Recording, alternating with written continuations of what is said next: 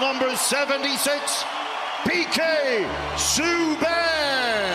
Every single time he got on the ice, there was just that feeling, that expectation that you could see something special. PK Subban scores!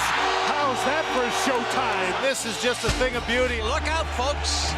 Stick handling. It was nailed just inside the line. Nailed by PK Subban. It's like a bee sting, and that one stung. Ouch. He really had a special place here in the hearts of the Montreal Canadiens fans. This guy was an icon there, and then you throw in the philanthropic work he's done. I mean, how many athletes in any sport have given the way he's given? I can look at myself in the mirror and feel pretty good about some of the things that I've done both on and off the ice. All I wanted to do every time I put that jersey on is play with that passion. These guys will love you no matter what if you leave it all on the ice. Je t'aime, Montreal.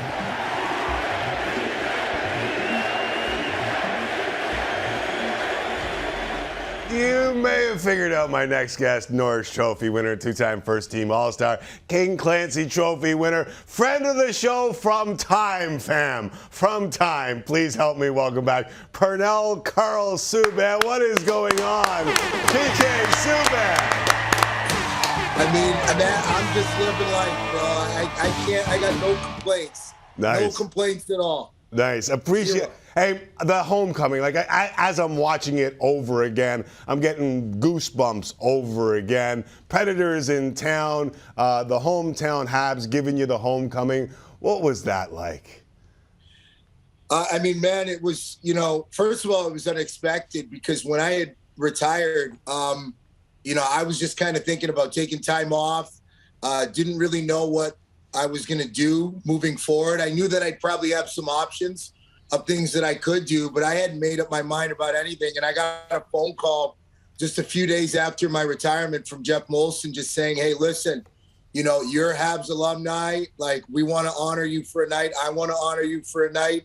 And we would love to have you and do it against the Preds when they come to town. And only fitting because the Preds are going to do it for me. I believe I can't give out the final date because I just want to make sure it's the final date, but they will be doing a night for me in the near future now. But, Montreal, my time there was so much fun, man. I had I learned a lot about the business. I learned a lot about the game. I learned a lot about myself. And I'm so thankful for all the friendships and partnerships and teammates, that I had there because I just made a lot of good bonds there in Montreal, man. And it was such a fun time. And to be able to do that night, it was special.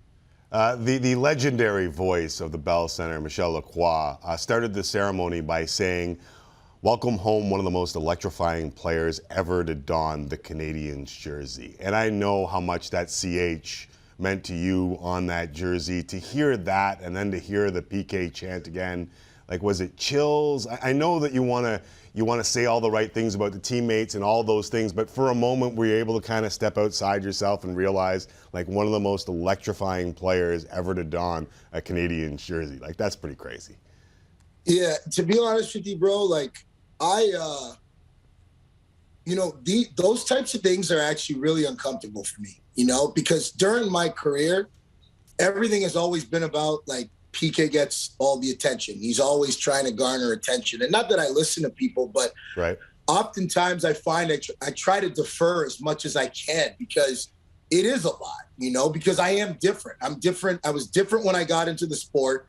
I was different all the way through it. And I was different at the end. And, still, there's never going to be someone like me, just like there'll probably never be someone like Sidney Crosby or Connor McDavid. So, I stand out in the sport, and I've always stood out in the sport.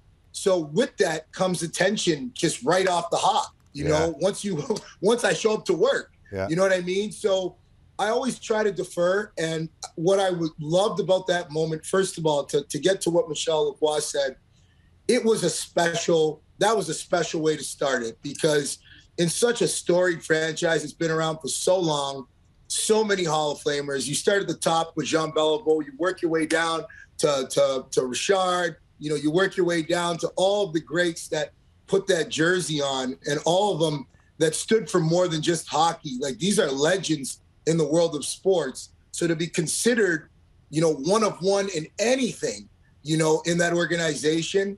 I don't know how many players that they've honored. I don't, but I definitely felt special that night.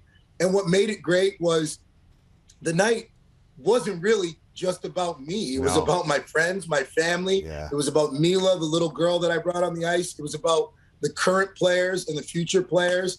It was about the game and where it is. And more importantly, it's about my relationship with the city and the organization, which I'm sure there were a lot of questions around, but I'm hoping that in the future we can continue to work together and do some things in the community, because that's what it's about. It's about the game.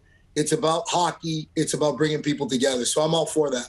Very, very well said. And I want to pause. I'm going to get to all of what you mentioned there because I think it's all very important, but I'm going to pause for a split second. I grew up around people who felt different too. And the one thing that I always noticed was the inspiration, the effect that mom and dad had on you. And I've talked to your dad a couple of times, and to me, like, just putting you in the position, like, I'm a dad now. I got 2 kids, and all I say is I want to put my kids in the position to succeed. That's all I can ask. I'm not one, as far as I'm not a dad yet. I'm not. All right. But your dad, as far as end of sentence. But your dad, like, that's what I always felt like. He put you in the position to succeed. Like, I saw you kind of get a little bit of emotion in the voice, and then you were able to kind of contain it. But having mom and dad there must have been, and sisters, must have been real nice. So on the emotional part, actually, I 1000%, when I got to the arena, I'm like, oh, damn, man, I'm gonna definitely tear up. And then I got to the back, and Mila, the girl was she was so emotional. She was bawling her eyes out because she was just nervous, and not nervous, because of she didn't want to do it. She was just nervous because of all the people. Right. And then when I got there, it seemed that she got comfortable. And I was like, you know what? I got to be strong for her, because that's the only way I think she's going to make it through this. And she had a big smile on her face.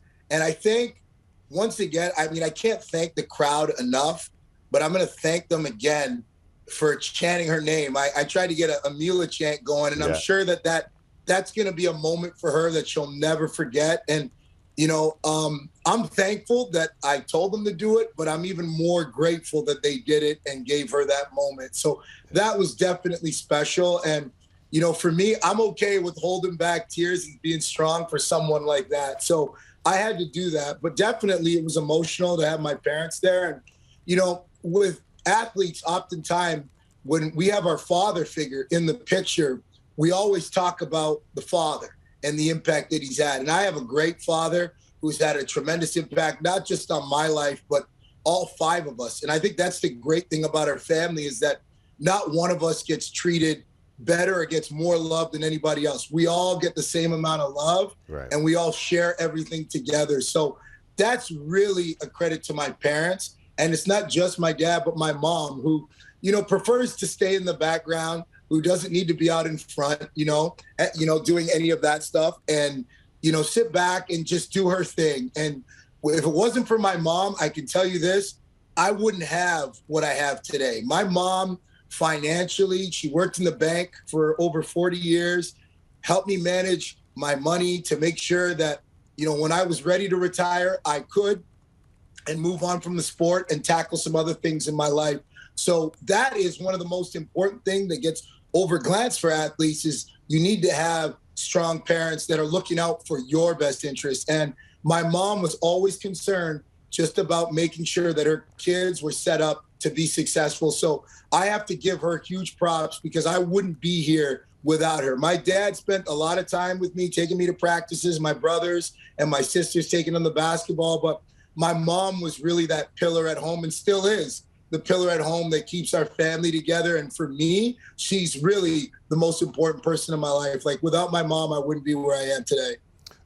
The Triple Low Five with Carey was cool for a generation of Habs fans. It was cool for a generation of hockey fans. What did it mean to you to kind of end it that way? Oh, man, you know what? To celebrate that moment with Pricey was, like I said, to do that night, my excitement to want to do that night was to be able to celebrate it with all the people that had not only an impact in my career. I had my minor hockey coach there, Martin Ross. I had my trainer there, Clance Layler, who runs LPS Athletic in Toronto, who I've trained with since I was 18. You know, I had my billets there, Jonathan and Amy Lamore, who took care of me for 4 years, took care of my other brother for 4 years, then took care of my younger brother for another. So, like, you know, I had people there. I had Alex Shapiro's parents there. Alex Shapiro was the boy who passed away from leukemia at, 11 years old, who I had a relationship with, who alongside with my grandmother who passed away from cancer at 59, really started my interest in wanting to do something and do something solely myself. And that's why I started PK's Helping Hand. So I had his parents there who came and were there, and his family. So, I had a lot of people there, my whole foundation team, friends from Toronto.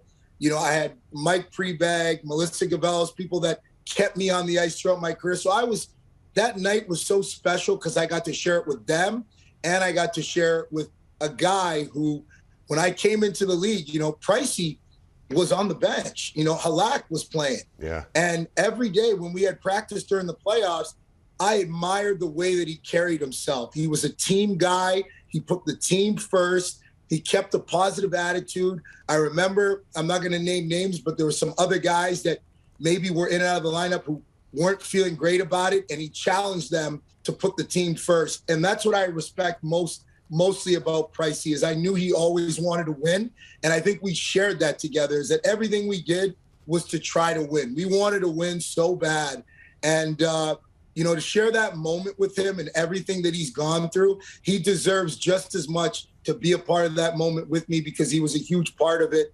And I love that guy, not as a hockey player. Everybody sees him and what he does on the ice, but as a person, Pricey's second to no one. As a teammate, second to no one. So, for him, I hope that he enjoyed the fact that we were able to do that together, and that I wanted to have him out there. But kudos to the organization for teeing that up and allowing us to do that, because I think it was a great moment in reflecting our time there. Yeah, without a doubt. I've never seen a more dapper low five in my life. Like you, I don't know if you looked like Rip from Yellowstone. You had the trench coat on.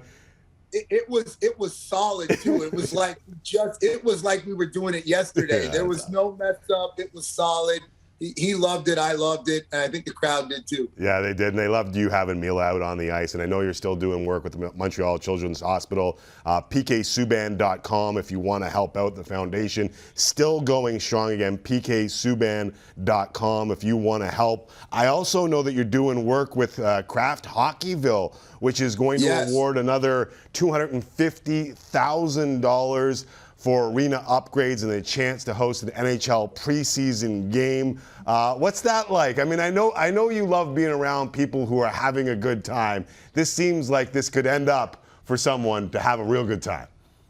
Well, listen, you know what? I know I get a lot of people every day that reach out to me on social media, people that I see when I'm back home in Toronto that are like, dude, we want to see you on Canadian TV too. Like, you're on ESPN, you're doing your thing, but we need you here in Canada. And I think that in the short future, I'll be doing some more stuff in Canada on TV geared towards the game of hockey. But, Canada that's my home. That's my foundation of my career, my fans, everything. So, it's very, very important for me to still have connections and ties to my country where I'm from. In Toronto, obviously it's, where I'm from and where I grew up and where I was raised, and really, a huge mecca of business. And not only, you can say that Montreal's the mecca of hockey, but Toronto is right there with it. So, it was important for me to do things in Canada, and this was the perfect partnership for me. $250,000 to arena upgrades in a community is a lot of money. Yeah. An opportunity to host an NHL preseason game is pretty special. So it's a call to action to all people. Go out in your communities, nominate your local arena. And like I said, there's a big number. There's a big check there for you guys and some cool things to come with this project. So I'm excited to be a part of Kraft Hockeyville. I hope that it's something that I can do long-term and continue to grow the game and bring people together in communities across Canada. So it's a special program, and I hope that people get involved and want to be a part of it. Again, krafthockeyville.ca, and Rexdale is not excluded just because Purnell is part of this. PK, listen, whatever the future holds for you, I know it'll be bright. This is an open door here for you. So if any of that future, that hockey stuff on TV ends up being here, I would appreciate it. But if not, we always wish you the best, and it's always an open door. Pop by anytime we can help, okay? Thanks a lot. And I just want to tell people that nominations go until February 19th. So you have until February 19th. Get out there, get involved, and good luck. And thank you, as always, for having me on. And hopefully you guys will be seeing my face more in Canada on that tube that you guys got down there. February 19th, krafthockeyville.ca is where you can get more information. PK, always great, my dude. All right. Thanks, man. Love you.